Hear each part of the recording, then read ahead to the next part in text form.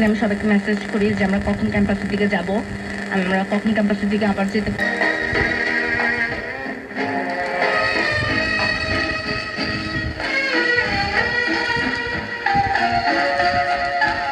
এই যে দুয়ারে আমার আসে দিন আসে